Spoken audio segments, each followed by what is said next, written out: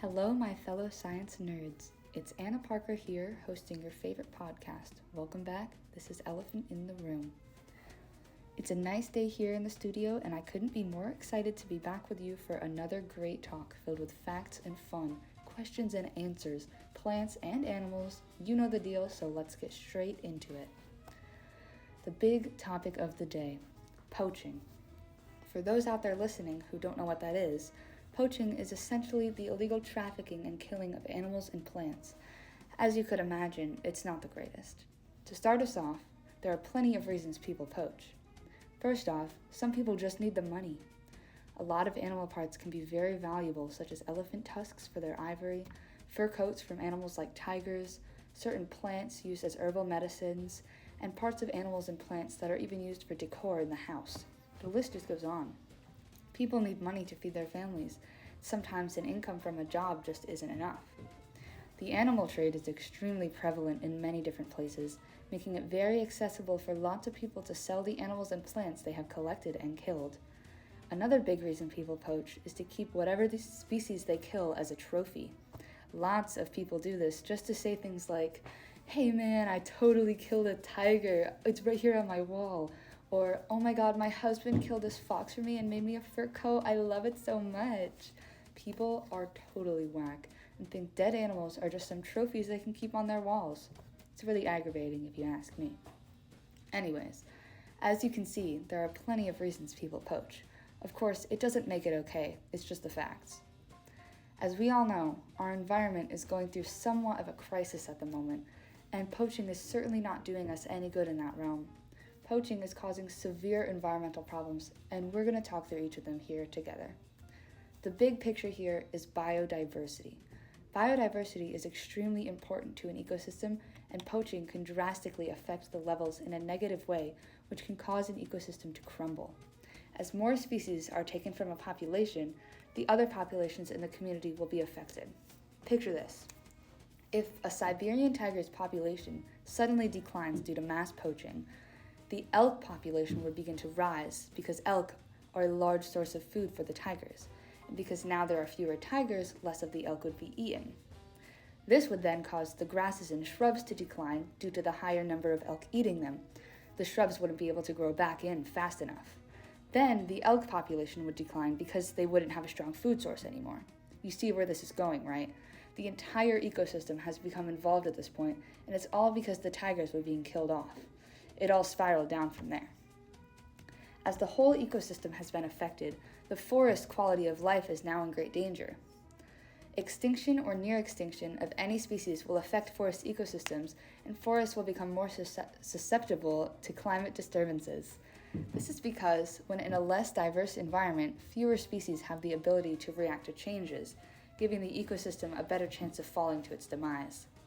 Also, as poachers target certain species more and more, they can become endangered, which leads to a disturbance in the food web, which can then cause a decline in species diversity. A decline in species diversity, especially a sudden one, can be incredibly fatal to an ecosystem, as we all know. Everything seems to come right back to biodiversity, which is why it's so crucial. What could be considered another huge result of poaching is the 6th mass extinction. Pretty scary sounding, right? Well, don't be alarmed. This mass extinction is nothing like the dinosaurs. It's been going on for many years already. There's definitely no meteor hurtling toward the Earth or anything like that. This extinction is currently in play due to the sudden decline in populations of species, with many going completely extinct or becoming highly endangered. This is a direct result of a decline in biodiversity, which is of course due to poaching, along with many other contributing factors, environmental and industrial. Now, I'm sure you can all guess what my favorite word of the day is, because it's all I seem to be talking about. Wow, you guessed it, it's biodiversity! Now let's talk a little bit about what a decline in biodiversity means to the rest of the world, not just animals and plants. Decline in biodiversity will have long-lasting effects on our economies, our food industry, our livelihoods, and just our overall quality of life. Biodiversity is a crucial piece to the quality of our public health. Man, if I had a nickel for every time I said biodiversity. All right, let's go through one more lovely effect of poaching together. Disease. In some cases, Poaching can lead to the spread of deadly diseases and begin epidemics that affect the entire world. These diseases include SARS, Ebola, and more recently, I know you'll recognize this one, COVID-19. Disease can spread throughout animals and humans, sometimes fatal for both, which of course can play part in yet another decline in biodiversity across ecosystems. Yay, we love biodiversity in this house. All right, now let's take a step back for a moment. I'm sure you all get the big idea right now.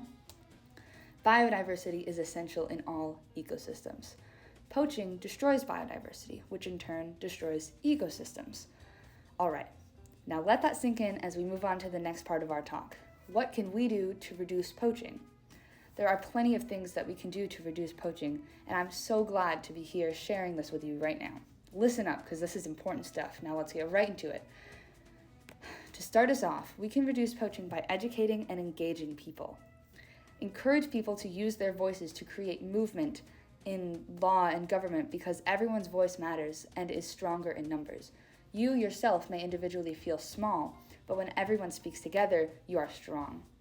With movement comes change, and change is especially needed in the government in this area. We do have a few things in place currently to help out the situation, such as the Convention on International Trade in Endangered Species, also known as CITES. CITES is used to regulate the international commercial trade of endangered species. There are also conservation programs and game management around the world. These programs could do more though. They could establish more patrolling game supervisors to regulate commercial poaching. On a more international level, international border polices can do more to prevent smuggling. This could help exponentially. In general, we could also recruit more wildlife scouts to help protect the animals. We could increase government participation in creating tougher laws to protect wildlife, as I mentioned before. And we could create more sanctuaries to protect endangered and near extinct animals through zoning. Zoning is a great idea because zoning can legally protect more land for wildlife, so humans cannot encroach onto their land for things like construction, settlement, or agricultural land. Another fantastic idea could be putting more trackers and cameras into nature. Trackers and cameras can help us increase the amount of info and data we have in certain ecosystems, which can help us understand the threats certain species may be facing and help us be better prepared to react to those threats. Ending strongly, we could strictly outlaw the purchase and sale of animal parts and products, which would result in those animal trade markets being shut down, which would ultimately result in a decrease of animals being killed for those parts. The animal trade is one of the greatest and most horrible markets in the world. If we can shut it down, that will help our cause so much. All right, that's all I have for you guys tonight. Thank you so much for listening. I hope that I've educated and inspired a few listeners out there tonight to go and use your voice for good. Once again, I'm always so excited to chat with you. I'll see all you science nerds next time here on Elephant in the Room. Peace and love. See you later, alligator.